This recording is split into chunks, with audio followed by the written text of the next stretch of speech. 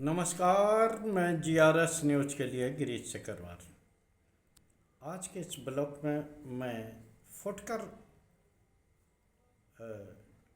समाचार कथनों को लेकर अपना ब्लॉग शुरू करने जा रहा हूँ। पहला खबर देहरादून से है, जहाँ आज नेता विपक्ष राहुल गांधी छात्रों की गूंज नामक कार्यक्रम में सहभागिता करेंगे। छात्रों के मुद्दों को, जो कि उनकी बेरोजगारी और पेपर लीक से जुड़ी हुई घटनाएं हैं, उसको लेकर धार देते हुए दिखाई देंगे। लेकिन दुखद खबर भी है कि इस कार्यक्रम से पहले एक कांग्रेस के नेता अमर मेहता की एक कटर गिरने से मौत हो गई। इस आयोजन में मेहता सक्रिय भूमिका निभा रहे थे। तैयारी के दौरान उनके ऊपर लोहे का एक टुकड़ा गिरा, जिससे कि वह घायल हो गए। अस्पताल में ले जाने के बाद उन्हें मृत घोषित कर दिया गया। हालांकि यह एक दुर्घटना है, लेकिन इसको लेकर सत्ताधारी धामी सरकार को दोषी ठहराया जा सकता है, क्योंकि कांग्रेस ने पहले 1,77,000 रुपये नगर निगम के खाते में जमा करके परेड ग्राउंड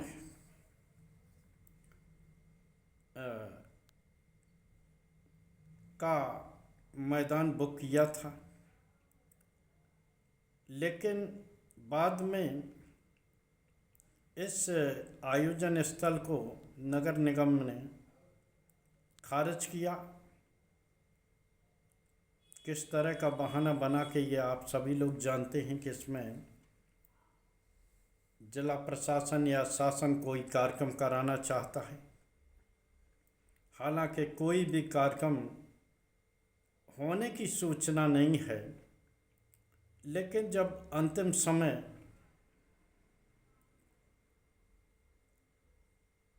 दूसरा मैदान जो बन्नू कॉलेज है, उसके ग्राउंड पर यह कार्यक्रम हुआ, जो कि अपेक्षाकृत बहुत छोटा है। कांग्रेस इसके लिए भी तैयार हो गई और आनन फानन में इसके लिए तैयारी की जाने लगी। अगर परेड ग्राउंड में ही जनसभा होती तो हो सकता है कि समय से ये काम पूरा हो जाता और काम कराने के लिए कोई अतिरिक्त मेहनत नहीं होती, भाग दौड़ नहीं होती। लेकिन जिस तरह से कम समय होने के कारण कांग्रेसी कार्यकर्ता दिन रात मैदान पर जमे रह के काम को करा रहे थे, अमर मेहता की मौत इसी हड़बड़ाहट का परिणाम है। और इसके लिए भले ही किसी घटना को या भगवान को दोषी दिया जाए, लेकिन कहीं न कहीं इसके लिए स्थानीय प्रशासन और धामी सरकार जिम्मेदार है, क्योंकि ना तो स्थानीय प्रशासन की ये हिम्मत है कि वो अचानक खुद के दिए गए ग्राउंड को खारिज करे, और ना ही पुष्कर सिंह धामी की ये हैसियत है कि वो अपने मन से नेता विपक्ष के कार्यक्रम को स्थगित कर दें।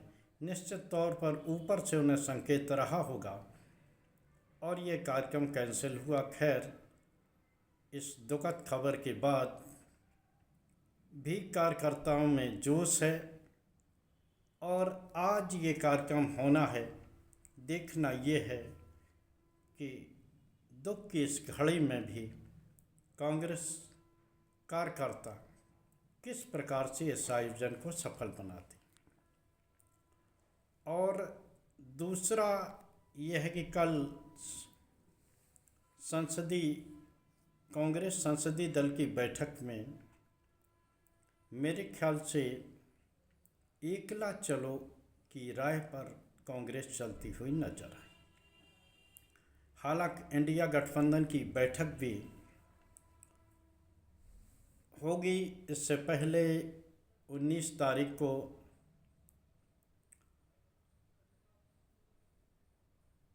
सर्वदलीय बैठक भी सरकार ने बुलाई है।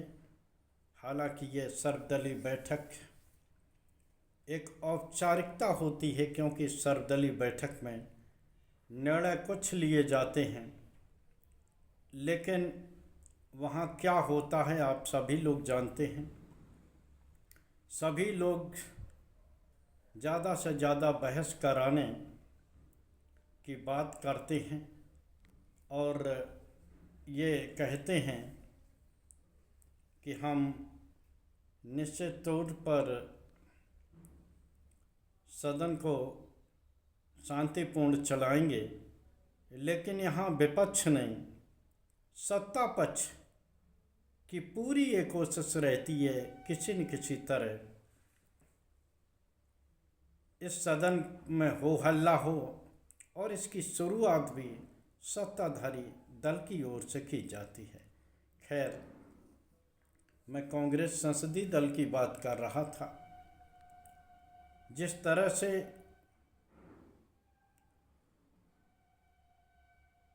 केंद्र सरकार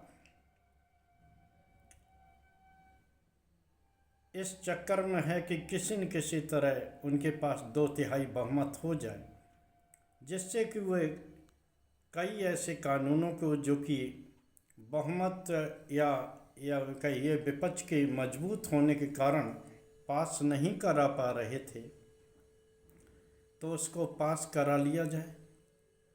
और इस जैसे कि डिलिमिटेशन का एक, जिसके सहारे सांसदों की सीटें बढ़ने वाली हैं विभिन्न राज्यों में, और एक देश एक चुनाव प्रमुख है, और ये सभी तभी हो सकते हैं जब उनके पास बहुमत की जुगाड़ किस तरह की गई आप सभी लोगों ने देखा। किस तरह से टीएमसी को दल को तोड़ा गया, उद्धव ठाकरे शिवसेना भी में टूट हुई, और ये कोशिश निरंतर जारी है। लेकिन इसके बावजूद भी अभी लोकसभा में नंबर का गेम का मामला फंस रहा है। इसके बावजूद भी एक ये रास्ता एनडीए की ओर से निकाली गई है कि इन के प्रकार जितने लोग उन्हें समर्थन न दें, तो कम से कम वो सदन में अपनी अनुपस्थिति दर्ज कराएं। इसके लिए वो इंडिया गठबंधन से नाराज गुट डीएमके, स्टालिन और अखिलेश यादव पर इस बात के लिए मना रहे हैं कि वो सदन के दौरान जब बहस हो, मतदान का अवसर आए, तो वो किसी मुद्दे की आड़ लेकर सदन से अनुपस्थित हो जाएं, जिसके कारण ये बिल आसानी से पास हो जाए। हालांकि टीएमसी और अखिलेश यादव ने पिछली बार जो मत पड़े थे उसमें खुलकर केंद्र सरकार के लाए गए बिल का विरोध किया था और उसे सदन में गिराया था। लेकिन इस बार स्थितियां बदली हुई हैं। डीएमके अब इंडिया गठबंधन खासकर कांग्रेस के साथ बैठना नहीं चाहती और अखिलेश यादव भी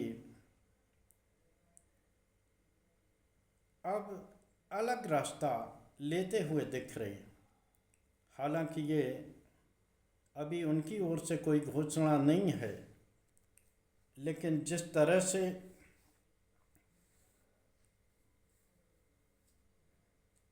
कांग्रेस और समाजवादी पार्टी के नेता जिस तरह की बयानबाजी कर रहे हैं, उससे आप ये तय मान सकते हैं कि अखिलेश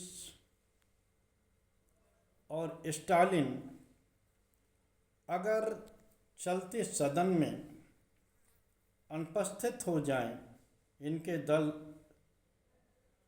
मतदान के समय उपस्थित न रहें, तो कोई आश्चर्य की बात नहीं होगी। आज के ब्लॉग में बस इतना ही। जय हिंद, जय भारत। कल फिर किसी नए मुद्दे पर आपके साथ जुड़ने की कोशिश करूंगा। जय हिंद। आप सभी लोगों से निवेदन है कि आप हमारे छोटे से चैनल को सब्सक्राइब करें, कंटेंट को शेयर करें और कमेंट करके हमारी हौसला अफजाई करें। जय हिंद, जय भारत।